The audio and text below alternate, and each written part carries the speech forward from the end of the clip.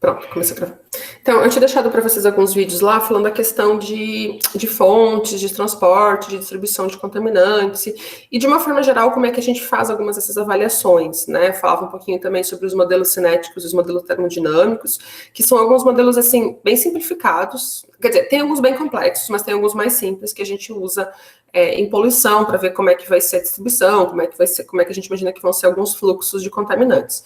Geralmente a gente trabalha com eles junto com algumas medições, alguns dados ambientais para fazer uma calibração, para ver se bate, essas coisas, tá? A gente não tem muito tempo na disciplina de explorar esses modelos, mas acho importante que vocês saberem que existem, que existe essa possibilidade. Muitos desses modelos são abertos, alguns são de sites de universidade, alguns são de órgãos ambientais internacionais, então dá até para entrar e rodar alguns online mesmo, tá? Se algum dia vocês precisarem, tiverem curiosidade. Com relação à distribuição e transporte, né, eu falei mais de forma geral, porque quando a gente falar de alguns grupos, a gente vai falar de algumas especificidades desses grupos e vai acabar falando de transporte e distribuição também, tá? Mas para vocês terem uma ideia, o que a gente avalia, o que a gente leva em consideração, quais parâmetros físicos são importantes, né? Aquela questão de que é um tópico importante, principalmente para compostos persistentes, né? Porque quando o composto ele não é persistente, quando ele tem uma meia-vida muito curta, ele nem vai chegar a se particionar entre compartimentos, ele vai ser degradado, vai ser remineralizado antes, né? A menos que, isso é um ponto bem importante, um composto, uma substância que não é persistente, mas que tem uma grande entrada no ambiente, tá? A taxa de entrada ela pode ser mais alta do que a taxa de degradação. E aí, mesmo não sendo totalmente persistente, vai ter material disponível para que ele se compartimente, né, para que ele não fique só na coluna d'água, para que ele vá para os organismos, para que ele vá para a biota, tá? Isso é bem preocupante, por exemplo, com os compostos emergentes, que são aqueles compostos que a gente usa no dia a dia, tá? Alguém tem alguma dúvida? Alguém quer falar alguma coisa sobre a questão dos vídeos, especificamente, antes de a gente entrar na questão que eu deixei para vocês lá no Moodle?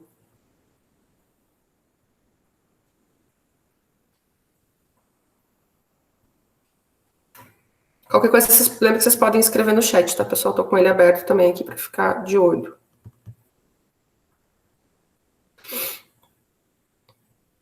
Bom, se ninguém tem uma dúvida por enquanto, né? Bom, se tiverem, vocês podem falar ainda durante a aula ou mesmo escrever com alguma dúvida, tá? Então, vamos falar da questão da questão que vocês tinham lá. Deixa eu só abrir o Moodle aqui. Tá.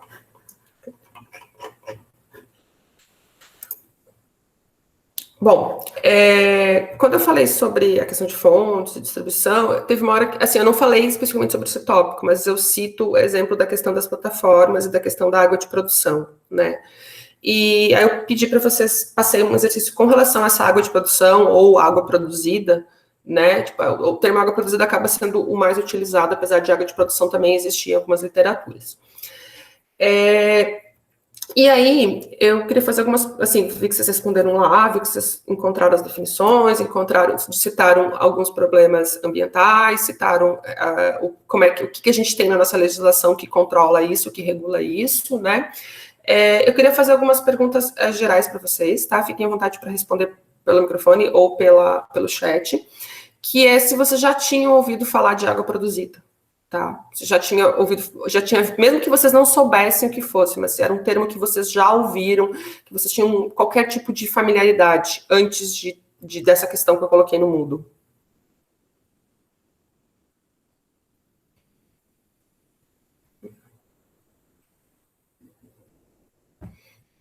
Tá, em geral não, se sim, não lembro, tá. Bom, então, antes de falar um pouco sobre isso, vou fazer uma segunda pergunta, tá? Quando vocês falam, assim, a gente fala muito, a gente discute, a gente ouve muito na mídia também, e ouviu bastante agora em função do derrame de óleo, né, do óleo que apareceu nas praias, principalmente da região nordeste do Brasil.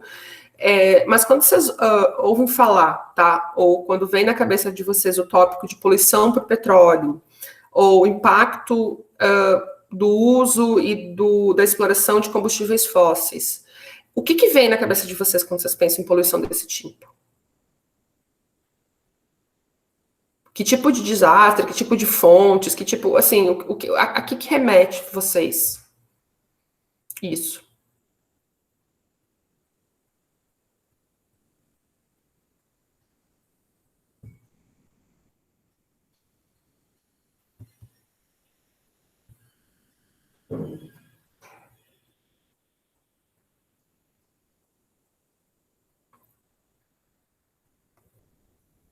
Ó, a Bárbara falou que ela pensa nos derrames, né? Eu penso nos derrames mesmo. A Maria Luísa falou que derramamento sem emissão de carbono.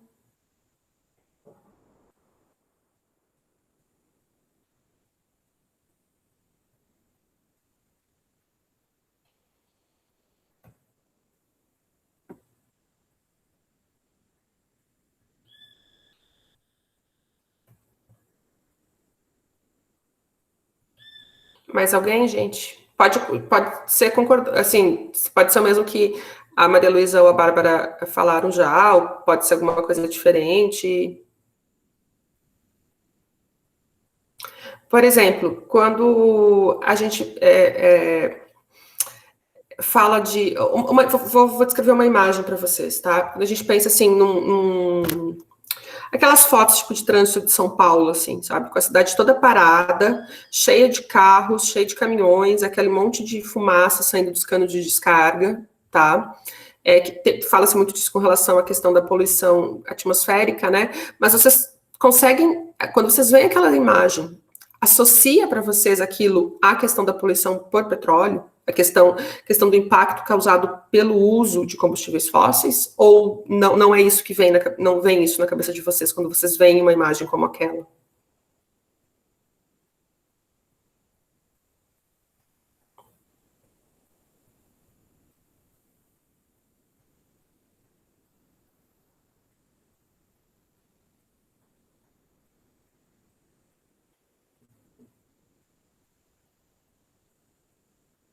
Tá, então o pessoal respondeu que sim, né? Que no geral também vem na cabeça a questão do petróleo.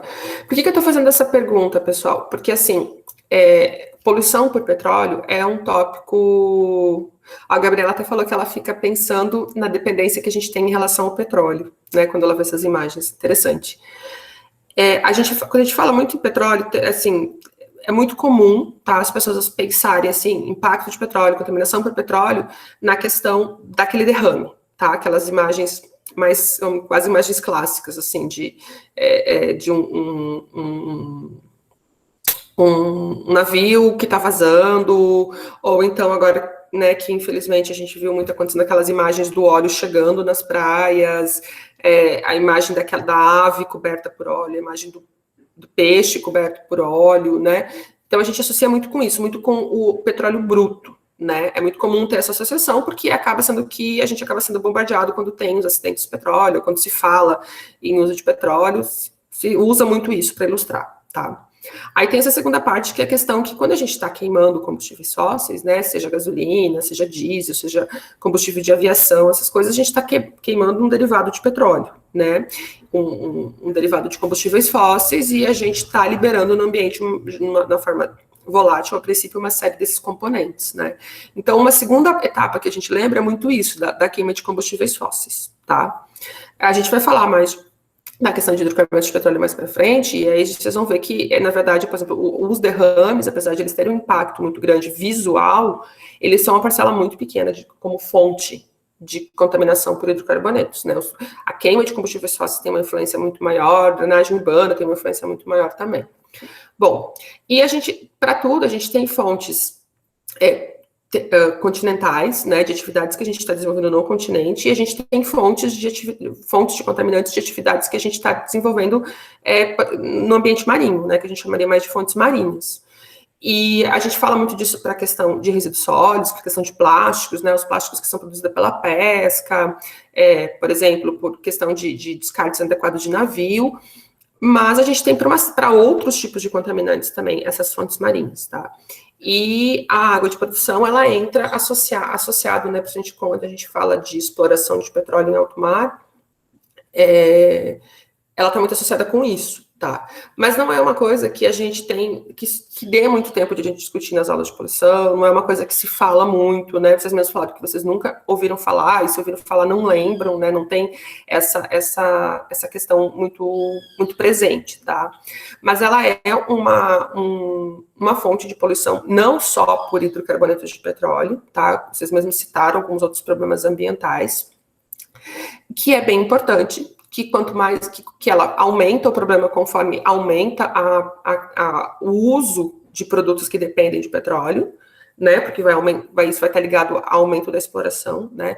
Então, o uso de veículos de transporte que dependem de combustíveis fósseis, outras atividades que a gente acaba dependendo, né, de combustíveis fósseis, tudo que a gente usa que vem de petróleo, né, e aí o mais fácil de citar e associar com o nosso dia a dia é a questão de plásticos, né, mas qualquer coisa ligada à indústria petroquímica, quando tem um aumento na necessidade desses produtos, há um aumento na exploração e, consequentemente, há um aumento nos problemas, há um aumento nos impactos, e a água de produção entra aí, tá? Então, por isso que eu quis trazer nessa questão a água de produção, assim, a gente não vai ter uma aula falando toda dela, mas para vocês terem ideia de mais um dos problemas associados ao uso e à exploração de combustíveis fósseis, tá?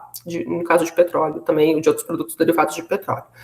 Ela é uma fonte bem característica como sendo uma fonte marinha, né? É um resíduo que é gerado tanto nos navios de exploração quanto nas plataformas de exploração de petróleo, né? Vocês falaram muito bem que é uma água que está no poço, tá? Quando a gente tem um poço de petróleo, tá? Se a gente, talvez, não sei, acho que geologia, vocês não devem dar tempo de ver isso, tá? Mas a gente tem, no caso, a coluna d'água, aí a gente vai ter o sedimento, aí a gente tem primeiro uma rocha que a gente chama de rocha selante, tá? Chama selante porque ela é onde vai ficar aprisionado o poço de petróleo embaixo, né? É uma rocha que não vai permitir, é uma rocha que não é porosa, que não permita que o óleo ou o gás fuja, né? Senão a gente não teria o reservatório. Aí a gente, em geral, tá? E as proporções aqui podem mudar dependendo do poço que a gente está falando.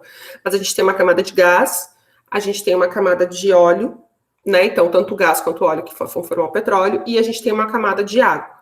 E depois disso a gente tem uma rocha que a gente chama de rocha reservatório, né, que está preservando tudo isso. Abaixo disso a gente tem, em geral, a rocha geradora. E, claro, tem a camada de sal, que vai estar aí embaixo da rocha geradora, e agora tem toda a questão de explorar petróleo abaixo, né, que seria o petróleo do pré-sal e tudo mais. Mas a gente tem ali o que importa, né, no tópico que a gente está falando aqui. Tem o gás, o óleo e a água, basicamente, um sistema simples de poço de petróleo. E quando é furado, né, vai extravasar, vai sair pelas tubulações o gás, vai sair o óleo, vai sair resto de rocha de perfuração e vai sair essa água, né? Na verdade, essa água ela é até importante porque ela vai ajudar a fazer pressão, né, quando é furado, para extravasar o restante do combustível do petróleo que se quer explorar, tá? E essa água ela vai estar junto, depois seja na plataforma de petrolífera é feita uma separação, né, entre o petróleo e essa água, e essa água, ela tem umas características diferentes da água do mar que está naquela região de exploração, né. Vocês citaram que uma coisa bem característica dela é que ela tem uma salinidade mais elevada, essa salinidade pode ser de 3 a 5 vezes maior do que a salinidade da coluna d'água. Então, aqui eu queria até fazer um parênteses, a gente fala muito de compostos, né, tipo do petróleo, de compostos sintéticos, no caso, praguicidas, a gente fala de elementos traços, né, os metais traços, mas o excesso de salinidade, no ambiente, ele pode ter um papel de um contaminante, né, se a gente jogar essa água altamente salina naquela região, naquela coluna d'água, ela vai gerar um estresse fisiológico muito grande para os organismos que vivem ali, que pode levar até a mesma morte desses organismos. Então, não é uma água, só pela questão da salinidade, ela já não pode ser descartada sem ter uma diluição antes. Mas é uma água também que ela vai ter óleos e graxas, ela vai ter alguns hidrocarbonetos dissolvidos nela, ela vai ter pode ter material de suspensão, ela vai ter elementos traços, ela vai ter alguns elementos radioativos, enfim, quando é feita a perfuração, né, toda a tubulação que é feita para perfurar, né, a sonda que é colocada para fazer a perfuração da rocha, a tubulação que é instalada para retirar o petróleo, né, tem uma série de produtos químicos que são usados ali, né, desde óleos para perfuração mesmo, né, para não superaquecer a broca e não fundir, desde produtos para evitar a corrosão dessa tubulação, né? A gente está trabalhando com água do mar altamente corrosivo. O que mais? Produtos para evitar alguns tipos de biocidas, né? Para evitar a proliferação de alguns micro-organismos, tá? Então, tem isso também que é adicionado durante o processo de exploração do petróleo. E isso pode contaminar essa água de produção. Então, isso vai estar presente nessa água de produção. Então, é uma água que já começa a ser muito salgada, mas que vai ter óleos, vai ter graxas, vai ter elementos trágicos, vai ter elementos radioativos, vai ter esses biocidas, vai ter esses compostos anticorrosão, enfim, tá? Então, dependendo do local onde está sendo feita essa extração, dependendo das técnicas que está fazendo a extração de petróleo, ela pode ter essa composição da água água produzida pode variar. Então, ela não é uma água que pode ser facilmente trazida para a superfície e jogado ao largo, né? Ela vai precisar ou de um tratamento, e aí existe uma série de estudos e técnicas de reuso, né? Por exemplo, essa água ela poderia ser trazida, ser limpa, purificada, né? Processo de purificação e, por exemplo, servir para irrigação. Né, é um processo que, apesar de ser possível, ele não é muito feito porque o custo para deixar ela apta para ser usada para irrigação é um custo muito alto, né? Então, às vezes, ela sofre um pré-tratamento e ela pode, se alguns níveis não estiverem muito altos, ser despejada de volta no mar, né? Depois desse tratamento, e é feito todo um processo de diluição para isso, ou teoricamente é feito esse processo de diluição para isso. Uma coisa que é muito utilizada também é o que acontece conforme ocorre a exploração desse poço, o poço ele vai esvaziando, né? E o que faz o petróleo sair, extravasar pela tubulação? É a própria pressão daquele poço. Então, conforme ele vai esvaziando, vai diminuindo a pressão, mas ainda tem óleo, ainda tem gás ali que pode ser utilizado.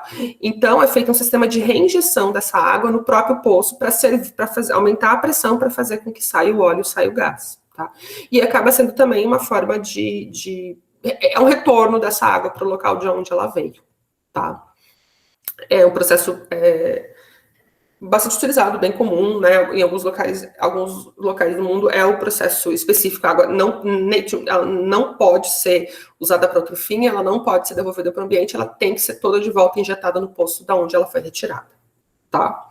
Então, assim, a gente não vai se aprofundar muito nesse tópico, mas eu queria trazer para vocês, porque numa ideia de apresentar outras formas, né, outros impactos causado pelo uso e pela exploração de combustíveis fósseis, que não fosse só aqueles ligados ao uso e ao transporte, né? Por exemplo, o uso exacerbado de plástico, ou o transporte de petróleo que faz ter um acidente com um navio, que depois esse óleo vai parar na praia, vai recobrir animais, vai matar peixes, certo? Se alguém quiser falar alguma coisa, pessoal, alguém quiser tirar alguma dúvida, fiquem à vontade, tá? Eu li as respostas de vocês, tá? E só fazer um comentário que eu vi que algumas pessoas, quando escreveram sobre os impactos e sobre o que tem na água de produção, falaram da questão dos metais pesados, tá? Eu sei que muita bibliografia ainda usa o termo metais pesados, tá? Mas só para chamar a atenção de vocês aqui, que não é mais um termo usado, tá? Tem várias recomendações da Sociedade Brasileira de Química, da IUPAC, que não se use mais o termo metais pesados, por duas questões. Uma é a própria definição de metais, tá? Quando às vezes a gente fala de metais pesados, mas a gente tem elementos ali que não são necessariamente metais, ou que são semimetais, ou que são metalóides, né? Por exemplo, o arsênio é muito comumente analisado, colocado nesse grande grupo de metais pesados, mas ele nem é um metal exatamente, tá? Ele é mais um metalóide. E a definição de metais pesados, tá? Tem algumas que falam que só pode ser considerado metais pesados acima de uma massa X, né? E a gente analisa elementos que têm uma massa menor que isso e também acaba classificando como metais pesados. Então, a gente vai falar mais sobre isso no dia da aula específico de elementos traços, mas a terminologia mais indicada hoje é ou elementos traços ou metais traços, tá? Elementos traços, ele tem a vantagem de que vai estar falando daqueles que são metais e aqueles que não são metais, né? Já metais traços seria mais específico só para aqueles elementos considerados elementos metálicos, tá? Mas assim, vocês vão ver, tá? Mesmo bibliografias, alguns livros, alguns artigos, alguns relatórios, mesmo os mais recentes, tá? Porque essa terminologia, isso não é uma coisa nova, não é uma coisa, é uma coisa que tem acho que já há mais de 10 anos que se fala para não usar o termo, tá?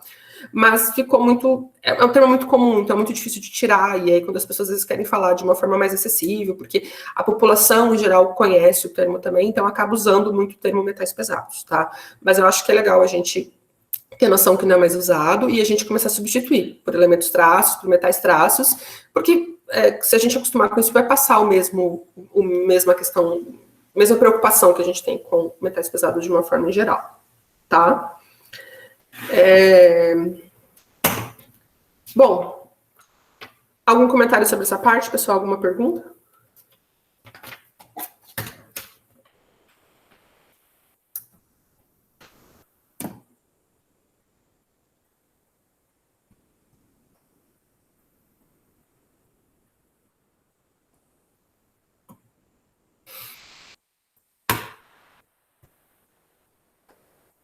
A segunda parte do exercício era falar sobre. Eu perguntava para vocês o que a legislação brasileira diz sobre a questão da água produzida, né? Sobre o que ela recomenda para descarte, o que ela recomenda para limites, tá?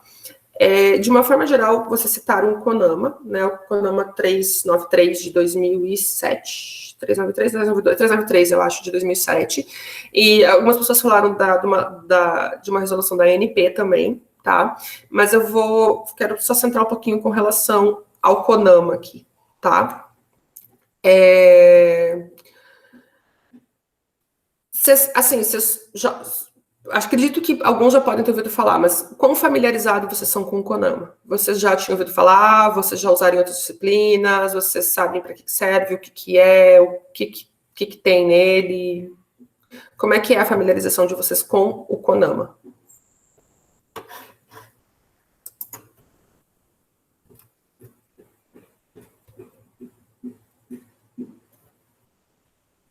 A Carla falou que ela já viu o CONAMA antes, mas o CONAMA para pesca.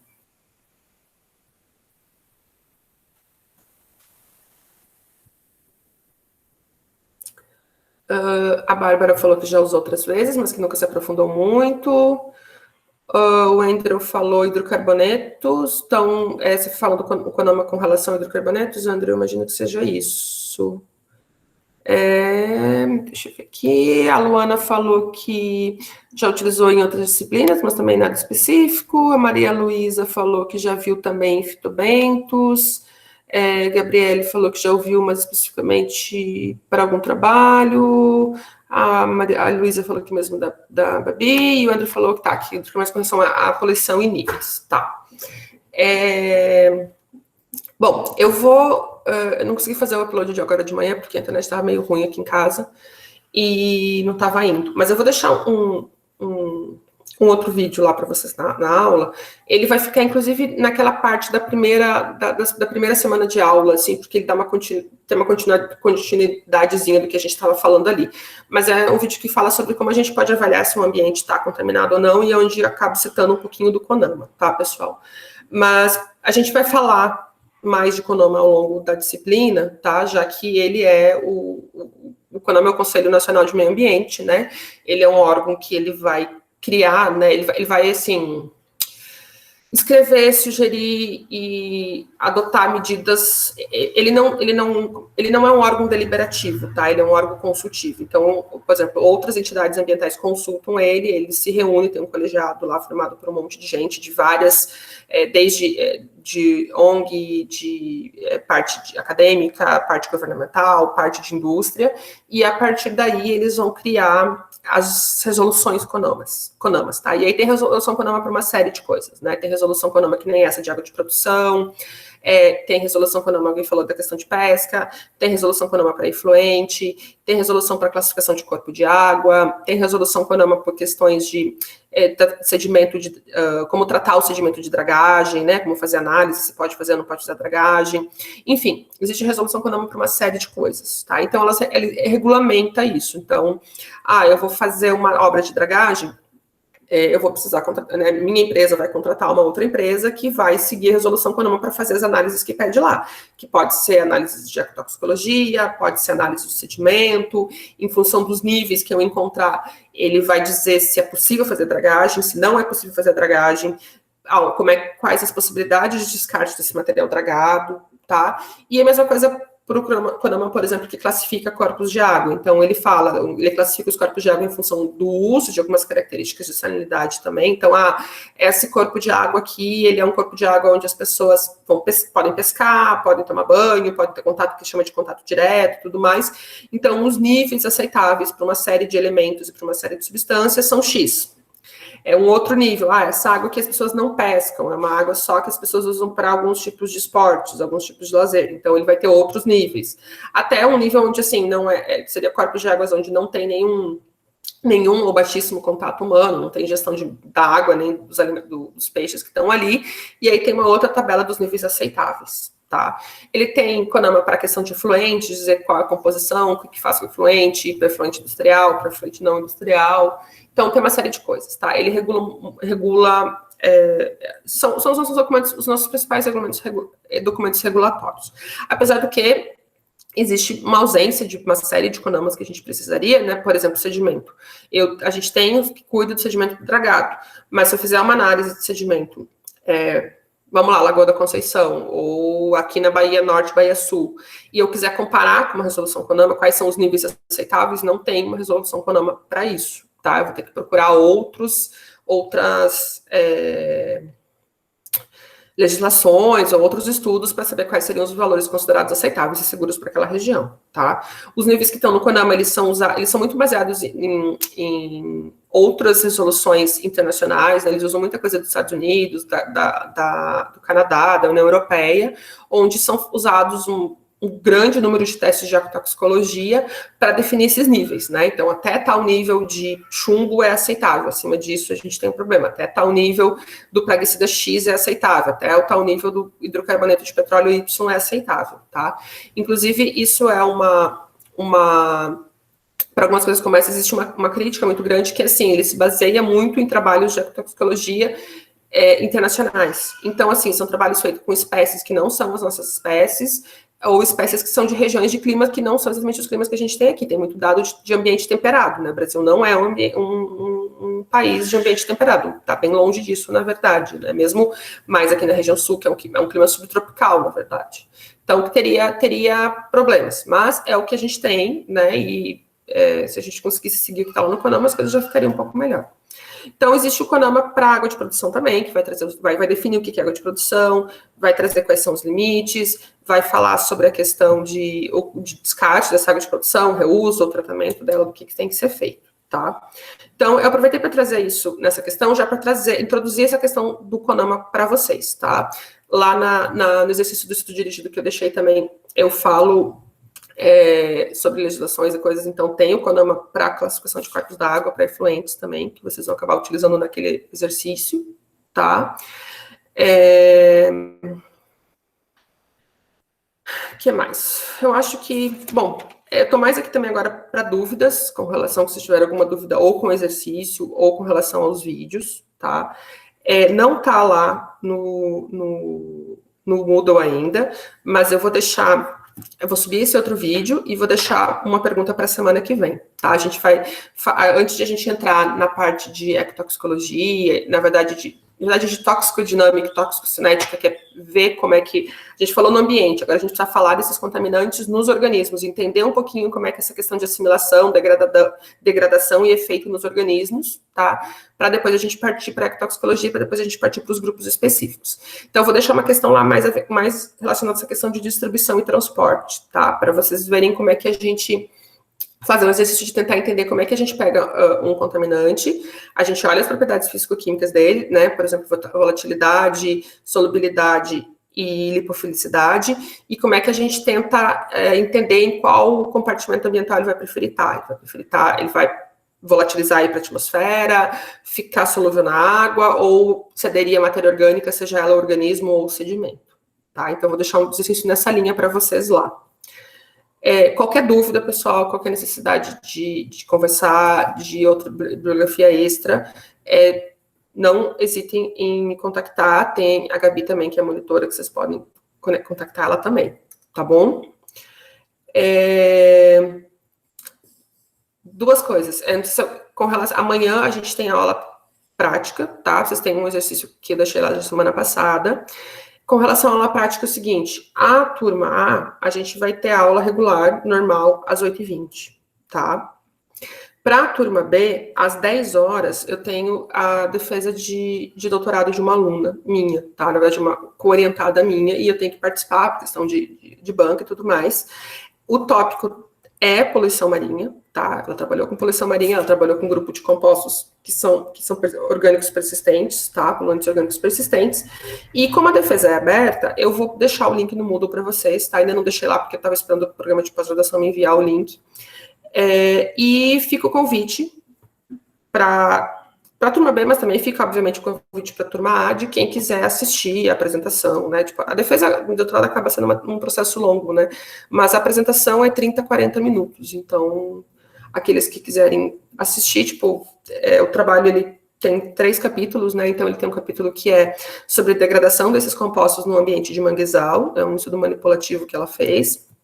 Que é o estudo desses compostos em águas superficiais e águas de profundidade, né, nas diferentes massas d'água que a gente tem aqui no Atlântico. Então, ela fez coleta desde 15 graus norte até a costa do Rio de Janeiro. Então, ela discute toda essa variação superficial, fala da questão da influência da ressurgência em Cabo Frio, mas também de como as massas d'água influenciam a distribuição desses contaminantes. E a outra parte, ela fala sobre a questão de biomagnificação desses compostos na malha trófica, tá? Que são tópicos também que a gente aborda aqui durante a disciplina. Então, fica o convite, tanto para a turma A como para a turma B. Então, a turma A, a gente tem nosso encontro às 8h20. Lembrando que, qual é o objetivo desse encontro? Eu já vou falar sobre isso, Bárbara. O objetivo do encontro de quarta, pessoal, é se vocês quiserem tirar dúvidas. Então, assim, eu conecto às 8h20. Quem quiser tirar dúvida, tira dúvida. Se o grupo não tiver dúvida, não for conectado, pode até me avisar, olha, ninguém vai entrar do grupo, a gente não tem dúvida, não tem nada, mas eu conecto lá. Com relação à turma B, eu tenho tentado fazer a mesma coisa, sempre conectar para ver se vocês querem tirar dúvidas. Amanhã, o que eu estou avisando é que eu não vou conectar, mas eu vou deixar um convite se vocês quiserem assistir. Não vai contar como aula, não conta presença, não conta nada, é só um convite, tá? Assim, essa semana e semana que vem, as aulas práticas, é para tirar dúvida de vocês, para fazer alguma discussão com relação ao estudo dirigido. Tá? Não tem dúvida, não tem questão, não quer aparecer na aula de quarta, tranquilo, não tem cobrança de presença, não tem nada, tá? Só aí na semana do no dia 10 que vocês têm que apresentar o estudo dirigido, a segunda parte do estudo dirigido. Certo?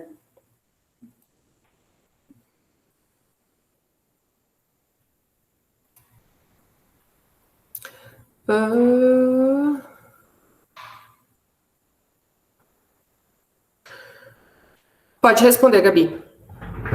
Pode falar e pode responder. Tá, pessoal? A Gabi perguntou aqui que, no caso, ela falou que não respondeu as questões sobre a água produzida, tá? Se é o caso de mais alguém, eu vi que não tá o número todo de alunos lá, realmente tem menos resposta do que o número de alunos, tá? Mas se alguém mais quiser responder, pode entrar e responder sim. Na hora de fazer essa parte da avaliação, eu vou considerar isso também, tá?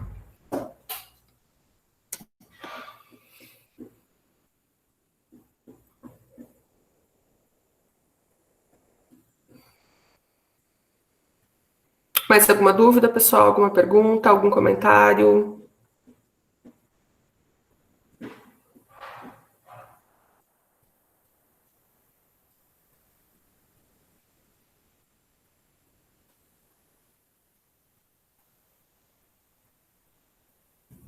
Tranquilos? Então, assim, o que a gente tinha de conversa e discussão era isso por hoje, né?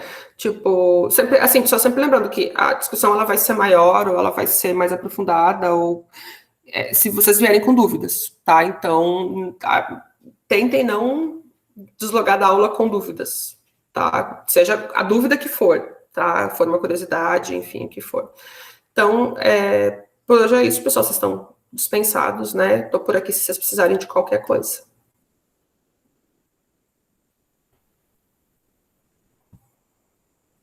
Obrigada. professora. Até. Tenha uma boa semana, gente. Se cuidem. Você também. Pra você também.